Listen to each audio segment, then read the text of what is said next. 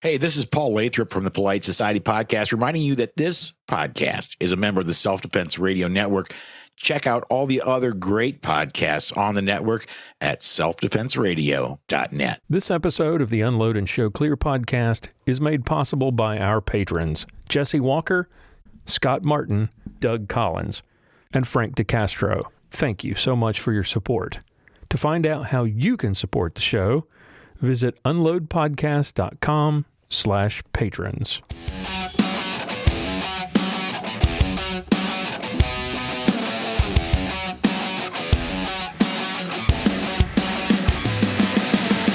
Welcome to Unload and Show Clear. And now, here's your host, the Slayer of Non-Threats, Lloyd Bailey. Welcome to Unload and Show Clear. I am your host, Lloyd Bailey, the Slayer of Non-Threats. This is a show about IDPA, International Defensive Pistol Association. Specifically, it's about the men and women, the everyday people who make this sport great, the people who volunteer their time and their money and their hard work to grow the sport and to attend and put on local and sanctioned matches around the country every week. Today is the penultimate episode of 2020. We are looking back at the Space Coast Challenge, looking forward to the Sheepdog CCP Championship, and we'll be meeting a new guest who I've been mentioning a few times of late. But first, let's turn our attention to the Space Coast Challenge down in Florida at the Port Malabar Rifle and Pistol Club. I mentioned this match last episode. We didn't have the results just yet, but now we do, so let's go through them. ESP Master Gorka Ibanez from Pompano Beach, Florida, had the best overall time. I've mentioned him before. He was almost 20 seconds faster than the leading carry optic shooter. Speaking of carry optics, Pablo Lozano, expert from Miami, won the division and earned himself a bump to master. So congratulations to him. A lot of bumps going around in this match, and well-deserved. CCP expert Marco Arias from Kyle, Texas, won the CCP Division title and earned himself a bump to master as well. Mark Few from Jacksonville Beach, Florida, whom we've discussed in previous episodes, won his fourth CDP title of the year, but not enough competitors to get a bump. So congratulations to him as he continues to rack up division wins. Jared Miller from Pensacola, Florida, was first place ESP expert, earning himself a bump to master. Jeffrey Harrison from Winter Garden, Florida, was the Revolver Division champion. We always like to give a shout out to the wheel gun shooters. Joe Truesdale, all the way from Rocklin, California, came across the country to win the SSP Division crown. And sharpshooter Pablo Clausen from Davie, Florida, outdueled 15 sharpshooters and 4 experts, finishing second overall in SSP and earning himself a bump to expert. So that was pretty cool. Robbie Lightfoot from Fairhope, Alabama, finished second place carry optics expert, earning a bump to master as well. Congratulations to all of these shooters on your accomplishments, and thank you for all of the staff who made this match possible. Congratulations to match director Paul Zima, who you will be hearing from in a future episode. Congratulations on another successful match. And thank you to all the staff and the sponsors who helped make this possible. All right, it is time to meet that aforementioned guest, the one that I've been mentioning several times in the past. I mentioned him again in this episode, and now you get to meet him in person. Our special guest today won division titles in CDP 4 times this year at the Tri-State Border Disorder, the Lake City Championship, the Georgia State Championship, and most recently at the Space Coast Challenge. I've been talking about him for 3 weeks, so I figured I might as well get him on the show. Mark Few from Jacksonville Beach, Florida. Mark, welcome to the show. Thank you very much, man. I appreciate it. It's good to be here. Well, so tell us a little bit yourself. What do you do for a living there in Jacksonville Beach? I work for a printing company here in town. It's all computer stuff. I've been doing this probably since I was 18 years old. Oh, wow. And it goes back to the day of, camera and film, dark rooms, and now it's, all computerized. So, right. What got you involved, or how did you, where did the interest in that line of work come from? Is this a family business or a family, something that your dad did, or is it just something you picked up in school? Well, it's not a family business, but my father was the printing consultant for the Florida Baptist Convention for like 21, 22 years. Uh-huh. And so I kind of got involved in printing through him, going to college when I first got out of high school and started up in their building and stuff. And then I just kind of evolved from there, going to different places and stuff and learning pretty much everything I learned on the job, from people that were craftsmen teaching me their trade and, passing it down. So where did the interest in guns come from? Did that come from Dad too? Actually, no, it didn't. He was a World War II veteran. He taught me a little bit about pistols when I was a teenager. He taught me to respect them, but nothing like I've learned from the people in IDPA. I mean, basically what got me started in it, my story's a little bit like Robert Arnold. My wife told me to get a hobby. I thought that was so funny, when I heard that, and I'm like going, hey, we got the same story. So, I took care of my mother for a long time, and she passed, and it's been about a year. And my wife said, "You're doing nothing on the weekends. You're just sitting around. You need to get a hobby." So that very day, I turned the TV on, Outdoor Channel. Jerry Michalak was on TV talking about IDPA, and that's how I got involved in it, because Jerry made it seem like it was a lot of fun. They do make it look a lot more exciting on television. I will admit that was my story. That's how I got involved. I saw it on TV and was like, "Wow, that looks really cool." Yeah, I mean, that's exactly what I did. I went right to the computer as soon as the show was over with and looked up, and sure enough, we had one in town local. And I went out the following weekend and took a look. All right, so tell me about that weekend. Did you actually shoot? Did you know anybody there? Was this completely new to you? Completely new. I knew absolutely no one. Did not take a gun with me. I never even drew a gun from a holster. Oh. And, so I mean, it was all very new to me. So I went out and, met several great people, right away, very welcoming. Didn't have any hearing protection. They're giving me earplugs, did have on glasses, and, talked to several people, and they're all like, "You didn't bring a gun?" And I was like, "No, I just came to watch," just like a lot of people do still to this day. They come out to watch. They don't want to shoot. They want to be, but the next month I showed up, and the rest is history, man. I've had a good time doing this.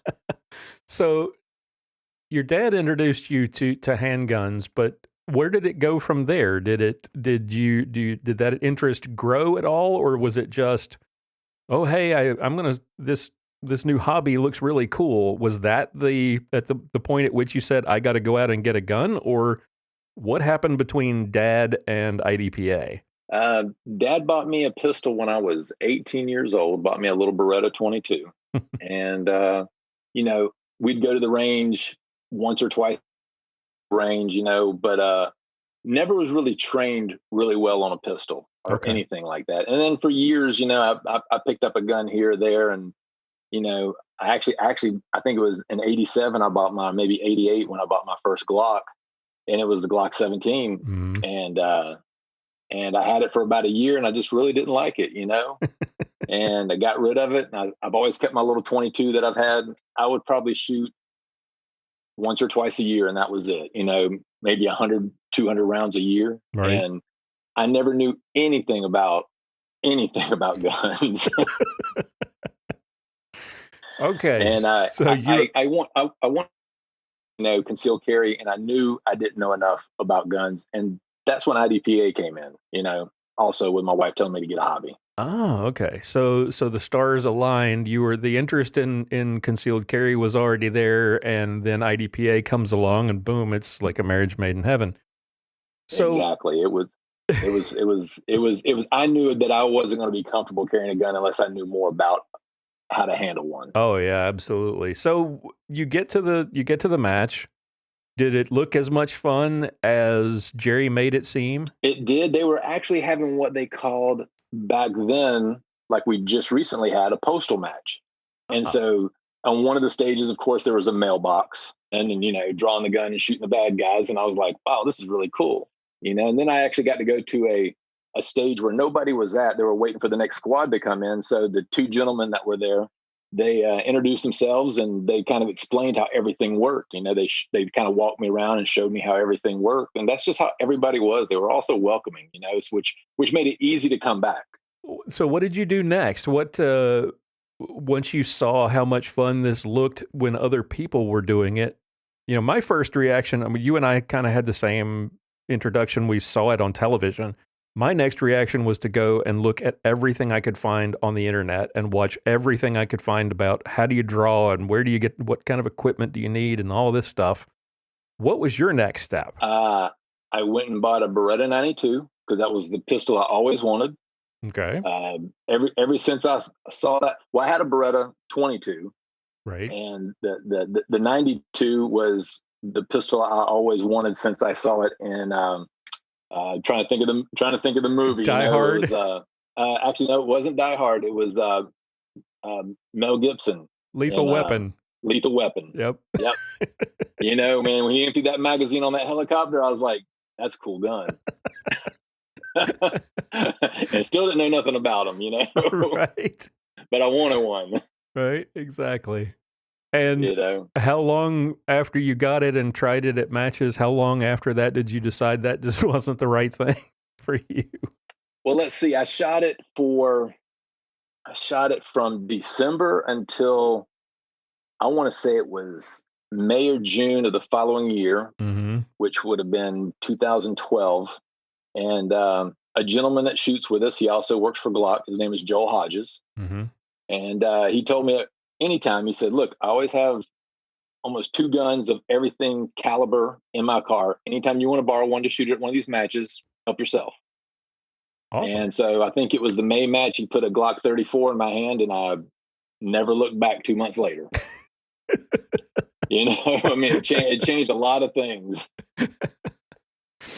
Suddenly Mel Gibson wasn't quite as cool. But I still have my 92 because that's a gun I always wanted. Yep. So how long after that introduction before you decided, hey, I want to get out and try one of these sanction matches? Let me see. That would have been October of 2012. There was it was called Citrus Challenge at the time down in Orlando, Florida. Okay. And that was the match that was coming up that I heard about. And I was like, wow, I'd like to shoot that, So I found out how to get involved in it, and I registered. And I actually went to the match with Joel Hodges and another guy that I've been shooting with all this time. His name is Anthony Watilla. And shot that match, and I came in 4th place in marksman. And that kind of really got me hooked more, because it was, again, it was a lot of fun. And plus, I'd just been to the one local match, the one club, never went to any other match around. And then when I went to this match, there was things on running, it was all kinds of stuff. I mean, just completely, hooked me even more. Right. You thought the local match was fun, but then you saw all the goodies at the big match. Yeah, that'll do it. Exactly. I mean, exactly. The big match really, really got me hooked. And then pretty much after that, I think Florida State came up the following March. And, that's going from there, just and learning. I mean, so many people, you're in the sport, so many people are willing to help you if you're willing to learn. Yep. And that's the beautiful thing about this. I mean, it's there's no secrets, it's kind of like playing golf. You're not really shooting against other people. You're shooting against yourself. So where did the transition from the Glock, all right, so you went from the Beretta 92 to the Glock 34. Where did the transition from the Glock 34 to the 1911 come in? Don't shoot a 1911. You don't? No, sir. Oh, I shoot a Glock 41. A Glock 41. 3-inch barrel. Okay. So What made you decide 45 caliber was the way to go? Because they don't make 46? Exactly. But the thing is, I always liked the 45. I mean, I had purchased a 45 before I started shooting, and I always, for some reason, I just really liked that round. I mean, I like the way it shot, everything else. But when I got the 41, it changed. It changed my shooting completely. It made me a better shooter. Really? Okay. Yeah, I shoot the 41. I shoot the 41 in SSP, ESP, and CDP, and I shoot it better than the 34. Believe it or not. Okay. What is it? You've got both of them. They're very similar in form factor. One's just a little thicker than the other and a little heavier. But what is it about the 41? Because most of the people that I talk to who shoot CDP, they're shooting the 1911s. Right. What exactly. is it about the 41 that makes it perfect for you? I wish I really knew, but it is perfect for me. I mean, it is truly the perfect gun for me. I mean, a few of my friends have even said that to me. They've said this gun is your gun, no doubt. For some reason, when the gun recoils, to me, I noticed with the 34 that the barrel, because of that long slide, after the recoil, the barrel will dip down because of the slide going forward just a little bit. Right. With the 41, it comes right back every time. The barrel has no dip to it. It went, my grip might have gotten better over the years too, That might have something to do with it. but still to this day, I mean, I will shoot the 34 better. The 41 better than I'll shoot the 34. Interesting. If you haven't shot a 41, shoot one. They really are nice. You've been chasing, and the reason I mentioned that I've been talking about you on the show, you've been chasing master in CDP this year. I have. You're an expert at the moment. How did you get to the expert class? What was that a match bump? Was that it was a match bump. It was a match bump in 2017. Nice. Myself and Rick Denny, we went to the Virginia State in 2017. Oh, okay. And I shot CDP there, and I was a sharpshooter at the time. And I had a very good match. And I shot with a gentleman that was at that match. He was shooting CCP, and he's a distinguished master. And his name is Ken Parks. And he really let me work off of him and how he did things. You know what I mean? If it wouldn't have been for him, because he pushed me, he pushed me into me being uncomfortable sometimes. And he would go, "I've seen you shoot. You can do that." And I'm like going, "Yeah, but if you miss that target, that's 10 seconds." And he goes, "Yeah, but I've seen you shoot. Just do it." And I would do it. And he'd come back and look at me and goes, "I told you." So he was really like my cheerleader at that match. I mean, and that's what I love about this sport. You meet different people, and you make a friendship in a day, and you still talk to these people 3, 4, 5 years later, just occasionally, but you still talk to them. And you never met Ken before in your life? Never. And he just, he had so much information, and just a great person at that, but I mean, and he was so helpful, just like I said, just like everybody else is in this sport. If you're willing to learn and you're willing to accept, criticism and the good and the bad, you can learn so much from people. Absolutely. Yeah. Ken's a good guy. I have not seen him in a long time, but yeah. Yeah. A lot of people, pay for that information. They go to classes, they do this, they do that. But if you just sit back and listen to some people, and you know what? And what works for some people doesn't work for other people, but you have to try it. Right. So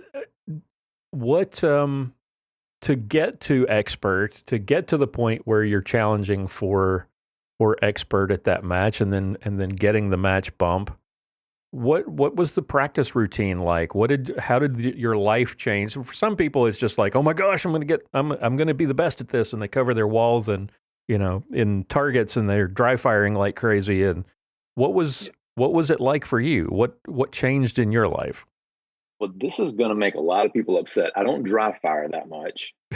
I do it some, and mostly I do it before a big match. I'll get in a routine of doing it, just to get better. But I mean, on that match in particular, my daughter was having an engagement party. And so I didn't get a lot of practice in. So I really almost think, and I've learned this over the past few years, like since then, it's sometimes when you don't practice right before a big match, you have to focus harder in the match because you know you haven't been practicing. And my focus was really good. Okay. And I've had to do that before where I didn't have much chance to practice. And I've noticed that I felt slower, but when the day ended up, I was actually faster. Was that the case at the Virginia match? You said your focus was really good. Did you feel that you were really focused in throughout the match? Did it feel like things were going well, or did you get to the end and they call your name and you're like, oh, whoa, I didn't expect that? I felt like I shot a good match. I wasn't sure, I didn't know some of the people up there that were shooting, so I had no idea what the competition was like. So, but I felt good because, I shot a clean match, no procedurals, no hits on non-threats. Oh, wow. Yeah, I know. And that, when you, had low points down. So when you do all those three things, you did everything you can do to win a match or do really well. And if somebody does better, it's just, they shot it a little faster. Right. I'm one of those people, I could come in 5th place. And as long as I shoot a clean match and, I don't make any mistakes or anything like that, it's just, you didn't shoot as fast as you could that day, or somebody shot faster than you. Mm-hmm. Yep. And I don't do a lot of dry fire, but I try, like I said, before matches and stuff, I try to get more of that in. Right. So you said that this year with the ammo shortage and the shortage of components, that most of your practice is basically matches. Talk about this year and the challenge of chasing master, because CDP is not always a really wide open field where you've got lots and lots of people an expert. I know it hurts. It's like looking for Bigfoot. I mean, it truly is trying to get a bump. I mean, it really is. So how has it gone this year? Like I said, I've been talking about your performances over the last few episodes, Lake City and Georgia State and Space Coast. What has this season been like? It's been really, really weird, not just with COVID, but with and all the matches being moved around or canceled. Plus the shortage of ammo and components. What's it been like for you this year? I have shot 3,600 rounds this year. That's it. I mean, that is the God's honest truth. I've shot less than 4,000 rounds this year. And, if I do go to the range at all, it's maybe take 50 rounds with me and I just practice on something I suck at. There you go. Because that's you don't practice what you're good at because you can do that. You have to practice on what you're not good at. Right. And I don't do well on the ground sometimes, when you got to go prone. Mm-hmm. And so for a couple of matches that we've had to go prone on, when I knew I had to go prone, I've gone and tried to figure out the best way to get in a position that's most comfortable, to shoot. And, okay. And, you just try to get the better hits. And sometimes you can't worry about the down zero. You just worry about, a little bit of time and getting a good hit. Gotcha. So the challenge this year has been to get the most out of your live fire without spending a whole lot of. You're throwing dollar bills downrange at this point, basically. Exactly. Exactly. So you're finding creative and alternative ways to get the most out of those practice sessions. Exactly. Back in July, when I won my first division champion ever at border disorder, tri-state border disorder. Wayne Lamont came up to me and he goes, I think you got it. I was like, got what? He goes, yeah, I think you got division champion. I go, did I beat you? And he goes, yep. I go, by how much? He goes, 7 seconds. I went, really? And he told me, he said, let me tell you, he goes, I won my first division champion. And he goes, it just kind of kept going from there. He goes, it got easier. So you kind of let the cat out of the bag. We've got the sheepdog coming up this month. You had an incident at the sheepdog last year that you kind of let out of the bag before we got started. And I was going to one of the questions that I always have teed up just in case I think it might be interesting, and you alluded to it already. Have you ever been disqualified? Yes, I have. I've been DQ'd 3 times. I DQ'd myself the very first time a few years ago. How'd you do that? Well, as you know, I'm an SO, right? I'm a CSO. Well, we were on a particular stage, and I had a shot. I was in a position to shoot different targets, and as I moved the gun to the right to shoot at a target, the gun kind of went off prematurely. Ah. Well, when I visually saw my muzzle, it looked like it was higher than the berm, so I DQ'd myself. Oh wow! So the SO didn't DQ me. I DQ'd myself because of what I thought I saw. Well, it was just one of those things. When I saw the muzzle of my gun, it was higher than the berm. But when I came home, I happened to have my GoPro on that day. I don't wear it too often. And after looking at the tape, when the gun went off, it was actually into the berm. So, but that's okay. I saw it differently, and you can't use video to. That must have sucked. Oh, it did. But I mean, I stayed around, and kept SOing people, and pasted. So. And now you have a story to laugh about on a podcast. Oh yeah, I mean it's well, everybody thought that was funny. They go, man, I've never seen anybody DQ themselves, and I'm like going, hey, I go, the gun looked like it was over the berm. I mean, the muzzle looked like it was higher than the berm. So, and it wasn't. And then the next time was probably just right before we had the sheepdog match the first time. That would have been going on 4 years ago now. We were down in Orlando, so I'm not used to a little 4-inch barrel. I'm used to a 5.3-inch barrel going in my holster, and I kind of let go of the gun a little too soon after unload and show clear, and the gun hit the ground, and Rick Denny was standing there, and there was another SO standing there, and they just kind of looked at me and looked at the ground, and they were both like going, I'm not going to DQ him. And I go, okay, I'm DQ'd. Luckily, the gun did point down range, but still, you drop a gun, you go home. But again, I stuck around to paste. Right. And then last year was the sheepdog. I got promoted to master the following year. Came in second behind Wayne Lamont. Mm-hmm. And I was on my 4th stage on the safety officer's day of shooting. And it was this tight area, and I was trying to go really fast, and I should have been turning to the right. And I turned to the left and was thinking about other things. And I realized that my body was going, oh, yep. And, there's people standing back there. And so I did manage to get the gun pointed straight in the air, which is not what we like to do, but it's better than pointing it at people. And from what the area coordinator said, he said that was the best pirouette I've ever seen. He goes, you muzzled nobody.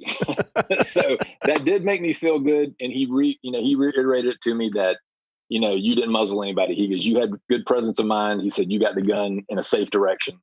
He says, he goes, but great pirouette. He goes, I'll give you 10 on your pirouette.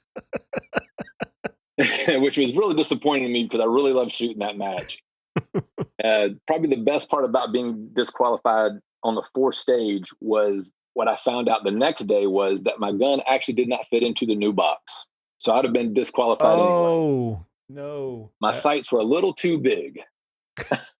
That would have. Yeah. So how do they do the equipment check? Do they do it at the end of the match, or do they do it? Or how do they would that day they did it at the end of the match, which I didn't have to go through equipment check because I was already DQ'd. Right. So you would have. So had you not done the pirouette thing, right, you would have shot the entire match before finding out. Oh my God.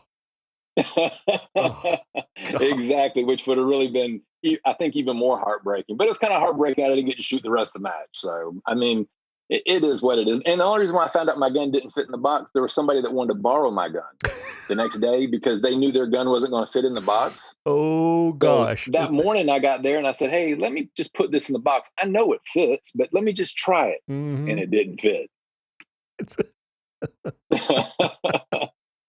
What would have really sucked was if yes, if I would have loaned it to him, and I was so thankful that I did think to check the gun. Yep. What's worse than shooting an entire match and getting DQ'd because your gun doesn't fit in the box? Loaning your gun to a friend and having him DQ because your gun doesn't. Exactly. I would have felt so bad. I told him, I said, I've got bad news for you. I said, you're not going to be able to shoot my gun today. I said, but I have good news for you. I said, I have 3 people who have volunteered to loan you their gun. So I said, you have your choice of a Walther, Smith & Wesson, or a Glock. And he chose the Walther. So, yeah. There's no judging for taste, No accounting. Oh yeah, I know.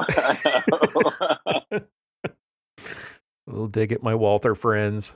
I understand. So, what do you think it's going to take? There's one more match this year, the Sheepdog, and that's CCP. What's it going to take, you think, to get over the hump and get enough competitors in that division to get bumped to master? I was hoping to go to nationals, and I just don't, to go to nationals and get a bump in CDP. I think the year before there was only like 13 or 14 shooters. So you got to finish first. And, you can maybe get a second place bump beating a few masters, which can be done. I mean, it can be done. But I think my best bet is in 2021, down in Homestead, Florida, they're going to hold the Andy Newton Memorial Match. Andy was a big CDP shooter down south, and he passed away. And so they're doing a memorial match, and it's going to be an entire CDP match. Very cool. Just like our CCP match is for the Sheepdog, they're gonna run an entire CDP match. So hopefully there'll be at least 30 or 40 experts down there shooting. Because we're all chasing that that bump. Right. So you were saying you feel like CDP is kind of going the way of Revolver, you think? Yeah, there's just so many people not shooting CDP now. I mean, the carry optics division has really taken on a world of its own. I've seen several people at my club that were decent shooters turn into, you're like trying to beat them almost now because of those optics. I haven't gone the way of the optic yet. I do have an optic gun. I bought a G45. Okay. And I put an optic on it, and it's sitting in my safe. I've taken it to the range a couple of times just to kind of play with it a little bit. I actually showed a few friends that haven't ever shot guns with optics, and they're like, "Oh wow," and they're knocking down plates at 20, 25 yards with it, and they're like going, "This is easy." Right. I'm like going, "Great." Shut up. Yeah, exactly. Exactly. Yes. But I like CDP. It's a fun division. It's a fun gun to shoot. And my Glock 41 is my pretty much my poor man's 1911. There you go. And I tell you what, those big fat bullets, they get you a lot of zeros. Yes. I'm serious. I've hit zeros, one on the left side, one on the right side, that should have been ones if they were 9mm, and they're zeros with the 45. And I have more people commenting about that. They just go, "Man, those big bullets do a lot of zeros." Yep. That's what I need to do. Either that or I'll end up shooting non-threats with bigger holes. Either way. You can do that too. It's a lot of times it's like when you clip that non-threat, it's like, yeah, if I'd have been a 9mm, it'd have missed. Right. There's the flip side to that. That's true. It is. But I promise you, I've gotten more down zeros than I've hit non-threats with it. And when I shoot ESP and SSP, I don't download. I shoot the gun the same way it is a CDP. I run it exactly the same. I tried downloading some, and I don't do much to my guns. I just changed the connector out, and I found out when I tried to download and get that feet per second down, right, the gun didn't cycle the same way. And since I use everything stock and I don't change the springs and stuff, I just said, you know what? I shoot at CDP, just leave it just like that, and you don't have to worry about it. I went to the Oklahoma State match with back when I was reloading. What is this? 2 years ago, and got to the equipment check, or got to the chrono stage, and handed him the ammo, and And I was within, I think, 10 feet per second of just getting tossed because it wasn't quite enough. And after that, I was like, nope, I'm not taking a chance on that ever again, where I drive across the country to a match or, spend the night somewhere and then get DQ'd because I got too close to the limit. Exactly. So I've been shooting factory ammo with every match, and of course that makes especially if you're in an indoor match or in a stage where you're in a hallway or something like they had at the Holiday Havoc, that makes your SOs really happy because it's loud. I can.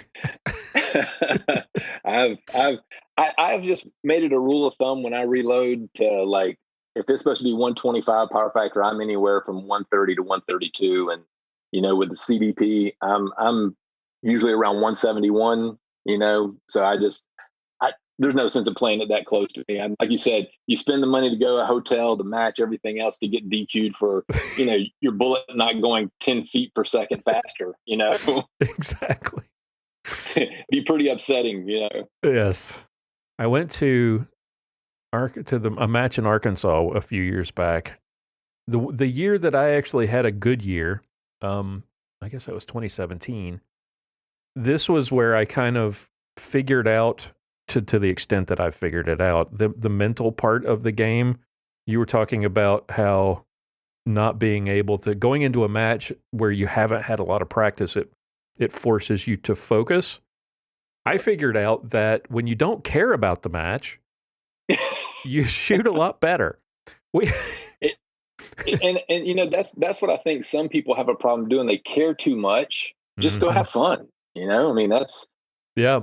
Everybody likes to win, but as long as you shoot good and you do what you're supposed to do, and you run through the stages cleanly, it's a win.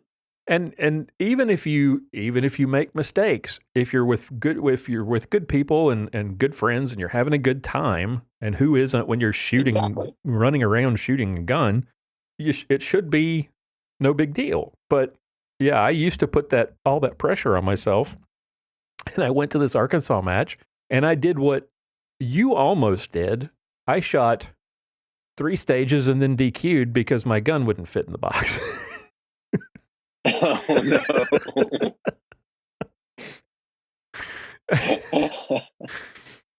That's not good at all. It rained, and we had a big delay at the beginning of the match, and so everybody lined up to check their equipment. And I could have checked mine before the match started, but you had to stand in line in the rain, and every shooter lined up to do it. So I was like, okay, it'll fit. I'm sure it'll fit. It's a Glock 34. It'll fit. But I didn't account for the mag well. So I shot 3 stages, and then the rain slacked off, and I was getting tired of hauling my coat around. So I was like, while we're waiting for this next stage, I'm just going to run to the car. I'm going to drop off my rain gear. And as I was going past the equipment check station, I was like, while I'm at it, I might as well check. And sure enough, it wouldn't fit. And I was like, frack. So I got back, and I shot like 1 or 2 points down each stage the rest of the match for 8 straight stages. And I had dropped 14 points on the first stage. So I didn't drop that many for the rest of the match. And it was because I didn't care, because it didn't matter. Well, you relaxed and had fun. Fortunately, it was not a DQ that prevents you from shooting, because I didn't do a pirouette or drop my gun on the ground. Right. But so they were like, yeah, you can keep shooting but it's just not for score. I was like, yeah, might as well. I'm here. And I had a great time. And then at the end of it, I saw my score and I was like, man, so maybe if I just don't put all that pressure on myself, I can actually do this. Yeah, I know a lot of people who will continuously check their phones to see how they're doing versus other people. Oh, yeah. I can't do that. I don't want to put that pressure on myself, Right. Because I don't want to know how somebody else is doing, or even how I'm doing. I know how I'm doing just by how I feel usually. Right. Sometimes I feel like I'm going slow, which, like I said before, sometimes when you feel like you're going slow, you may be going a little bit slow, but your accuracy is usually up a little bit. Right. Yeah, I don't need all that negativity in my life. I can't. I can't do the comparison stuff because, like you said, the game, and this is the great thing about the game, and why I don't really understand the mindset that says, "Oh, I got to see how I'm doing halfway through the match." You're really only competing against yourself. You really are. Yeah, because there's nobody going to tackle you or block your shot, or anything like that, and it's all about you. Yeah, it's all about your focus. And what does it do to your focus if 4 stages into a 12-stage match, you pull up practice score and find out you suck the first four stages? You're probably going to hose the next 8. Yeah, I would probably, because I would start putting pressure on myself, to try to do better. I mean, when you're shooting bad, so you can go, okay, am I going to try to go really fast and hope I don't hit a non-thread, or hope I don't throw a mic, or just keep shooting for zeros, just keep slow down a little more and shoot better. I mean, take your time, get your sight picture, and like I said, sometimes I notice when I don't practice a lot right before a big match, I seem to have a little more focus on the match. And that's just me. Some people may not be like that. I mean, that's what I've noticed about me. Is part of that, you think, that because you didn't have all that time, you didn't have time to think about it and prepare for it, as and practice before the match, that you don't have quite as much stress going into it? I think so. I mean, I'm not positive on that, but I see some people, they, right before a big match, they'll start going to the range 2, 3, 4 times a week, and they'll hit every match they can hit, and then they get to the match and they just kind of fizzle out a little bit, and Right. it's like they almost put too much energy into it, and then the match got there and they crashed. Yeah. What year was it? It was one of the first Space Coast challenges. It was, was it 2015, their first one they had, and I shot a horrible match. That was pretty much about the time I got my Glock 41. So I think it was my first big match shooting. And I mean, I literally ran out of bullets on one stage. And, I had one target to go and I couldn't even shoot it because I didn't have any more bullets. And so I shot a horrible match. It was a 2-day match. We shot Saturday afternoon and Sunday morning. And I'm like, I just don't want to come in last place. That's all there is to it. If I don't come in last place, I'll be happy. Readjust your goals. I actually came in first place. Oh, wow. And all I could think of was, wow, everybody shot a hell of a lot worse than I did. And it was true, because I shot really bad. So you readjusted your goals from I'm trying to win this thing to I'm trying not to finish last, and you still finished first. What are the odds of that? It's like the only first place trophy I have. I only have a couple of them, believe it or not, but it's the one that I have that I just really kind of go, really?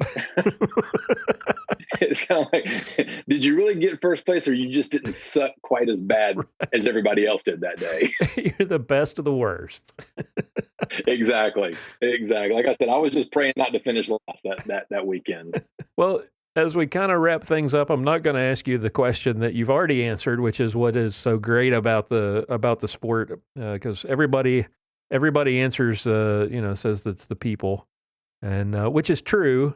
But I thought I would throw a little something different at you. What is it? What is it that you've learned that you now do that you didn't do when you first started shooting 9 years ago, and something that you did 9 years ago that you don't do now because you've learned better? Something I don't do now. When I very first started shooting, older gentleman came to me. His name was Herman Gunner. He was an instructor, and he said, "Do you mind some constructive criticism?" And he noticed I took my hands off my gun pretty much every time I shot a round. So I would loosen my grip and re-grip. And he explained to me in a few words of, that's your life slipping away. So he was telling me that time that I'm losing by re-gripping my gun could cost you your life.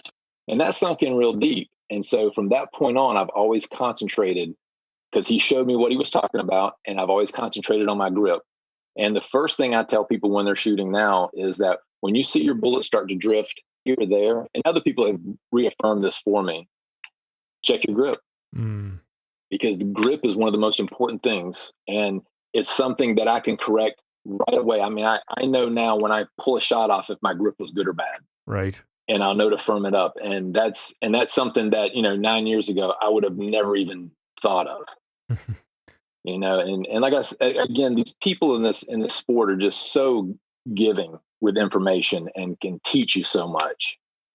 Yep. And never think you can't do something, because 9 years ago, I would have never dreamed that I could shoot a target at 50 yards away. Yep. Or win back-to-back division championships in the same season. I never thought I would be a master. Yep. And I became a master a couple of years ago with CCP, in the sheepdog. And to win a division champion was even greater, because I never thought I'd get to be a division champion. Well, Mark, thank you so much for taking the time to come on the show. Congratulations on the way this season has gone. The one positive of this flaming bag of hammers that is 2020 has been back-to-back division championships. Congratulations, and look forward to an opportunity to see you on the range next year, and hope to see your name at the getting that bump to master next year as well. Man, I sure hope so. Thank you so much, Lloyd. I appreciate your time. Okay, folks, that's all the time we have for today. Thank you so much to today's guest, Mark Few, for taking the time to be on the show. As this episode goes public, the 2020 Sheepdog CCP Championship is kicking off in Valdosta, Georgia. If you're not able to attend and would like to hear more about this really cool Tier 4 specialty match, how it came to be, the history of the match, and a little bit about this year's match director and previous year's match directors, go back and listen to my interview with last year's match director, Rick Denny. That was in episode 59. I also have a preview that we did with Rick Denny where we previewed the 2019 match. And earlier this year, I had a chance to sit down and chat with this year's match director, Lee Turner, back in episode 133. The links for those shows will be in the show notes for this episode. Next episode, it is our final show of the year, and it's going to be something a little bit different. It's going to be our first live show. We'll be broadcasting live on Facebook and YouTube with a bunch of awesome guests from around the country. So be sure to tune in for that. So really looking forward to that. That's going to be a lot of fun as we look back at the year that was 2020 and look ahead to 2021. So again, thank you all for listening. Thank you for taking the time to support the show. If you would like to help keep the show going, 2021 is coming up, and we've got big plans. Basically the same plans we had in 2020 that all got shot to pieces thanks to COVID and all the things going on with my house. If you would like to support the show and see it continue in 2021, be sure to sign up and become a patron. Support the show. Go to unloadpodcast.com/patrons. We really do appreciate all the support of our patrons this year. So I think that does it. Thank you so much for listening. Tune in again next time for another episode. I'll talk to you then.